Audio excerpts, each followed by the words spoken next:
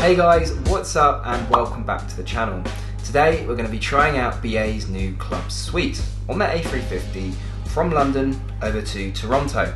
It's going to be quite interesting to compare to Virgin's new suite, which I tried just a few weeks prior over from New York to London. If you haven't seen that video already, the link is in the description. With that said guys, let's go and try out what it's like to fly on BA's club suite. Do let me know what you think in the comments below, and if you haven't already, do make sure you smash that subscribe button. Walking on to BA's new A350, you're met with a surprisingly spacious cabin. Unlike their previous business class, all seats face forwards in a 1-2-1 layout. Middle seats face into each other, so this would be my pick if you're travelling as a couple. There is also a divider between the seats should you find yourself here solo. My initial thoughts of the suite are just how much an improvement this is for BA.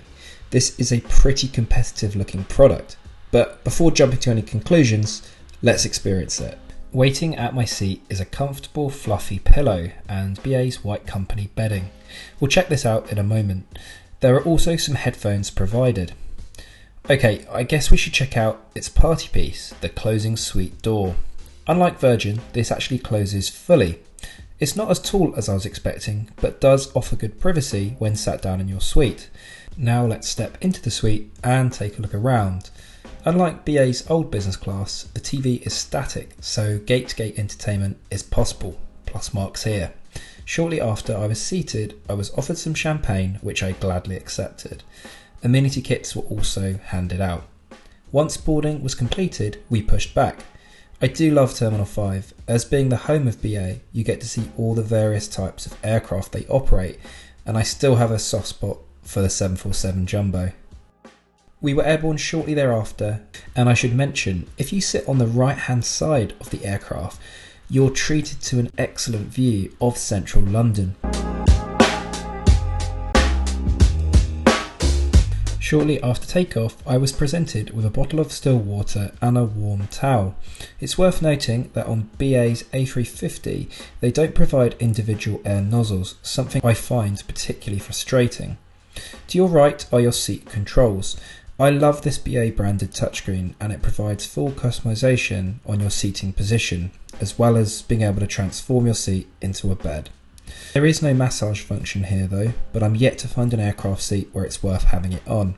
Just above this there's a stowage cubby which houses your in-flight entertainment controller, as well as universal power socket, 2 USB chargers and a headphones port. I love how responsive the touchscreen remote is, a long way ahead of their existing product. Talking of in-flight entertainment, we should check out the screen. This is also touch sensitive and has a good selection of entertainment, but I somehow always seem to be more obsessed with the flight progress screen. There's a small stowage space to your right, accessible at the touch of a button, weirdly with a weight limit of 1.36 kg, yeah. Then something I love is the additional stowage space in line with your headrest. This has a mirror, great if you're applying makeup or like me, just to see how jet lagged I look. Lastly, there's a small reading light which kind of pops in and out to turn on and off. To your left, there's a substantial armrest which raises at the touch of a button. This actually worked pretty well in contrast to the Virgin one. I was handed a menu for today's Club World catering. I'd already had a couple of glasses of champagne, so opted for a Diet Coke. I like how it was served in proper glassware. I also like the variety of the food selection on today's flight. Let's take a look at what I ordered. Firstly though, the tray table. It's stowed under your TV and folds out in 2 stages. It seems pretty sturdy, and unlike Virgin, I didn't feel pinned in once it was extended. First up was a starter of Stilton cheesecake. It was lovely and not too overpowering as some Stilton can be. This was served with fresh bread, though I didn't get a choice, some butter and a still water. For main, I went for the beef, which was a little overdone, but sadly this is often the case on airlines. And for dessert, I went for the chocolate layer cake, of which they had none left, so I was given a chocolate and coconut torte, which was actually really good. The dinner service lasted around an hour and a half, and it did take a while for my plates to be cleared, but I can't fault the air staff as they were really great on this flight.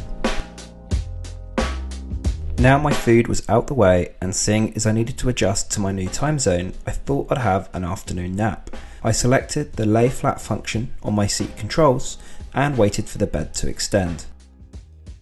I unpacked my White Company bedding, and there we go, that door again. The bedding comes as a set of 3, a mattress pad, sheet and blanket. I slept for about 3 hours and found the bed to be really comfortable. I will say that your feet do feel quite restricted in the cubby under the TV.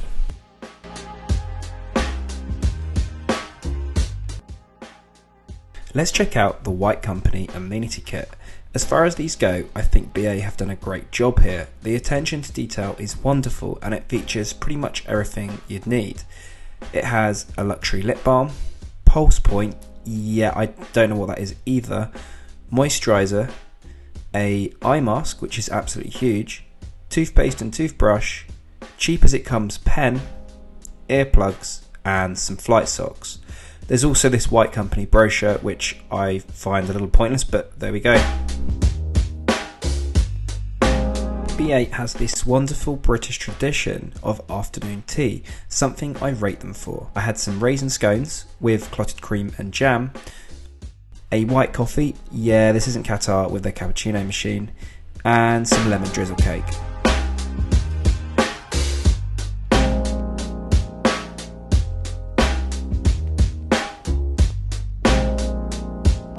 So guys, I hope you enjoyed that video. It was super interesting to film and experience, and I was pretty impressed, I have to say. My initial thoughts, and I will, as I said, be doing a full comparison video between Virgin and BA.